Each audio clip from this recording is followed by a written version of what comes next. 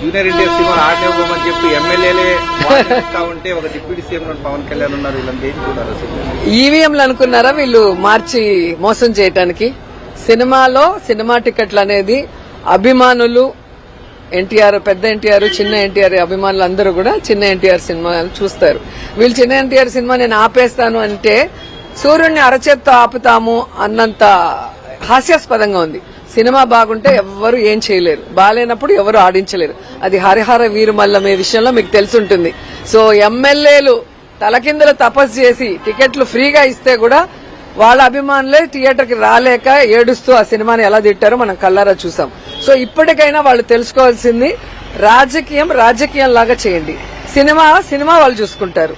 Cinema ఫంక్షన్లో ఎక్కి జగన్మోహన్ రెడ్డి గారిని తిట్టడము, సవాళ్లు చేయటం చేస్తే ఏ విధంగా గేమ్ చేంజర్ లాంటి సినిమాలు గాని ఇంకా హరిహర వీరమల్లి సినిమాలు లాంటి వాళ్ళు ఏమయ్యాయో మనం కళ్ళారా చూసాం. కాబట్టి సినిమాని రాజకీయాన్ని మిక్స్ చేయొద్దండి.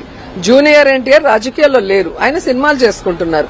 ఆయన సినిమా ఏ విధంగా సూపర్ హిట్స్ అవుతున్నాయి, ఏ విధంగా ఆయన పర్ఫార్మెన్స్ కి అవార్డ్స్ వస్తున్నాయి ఇంటర్నేషనల్ లెవెల్లో మనం కళ్ళారా చూస్తున్నాం.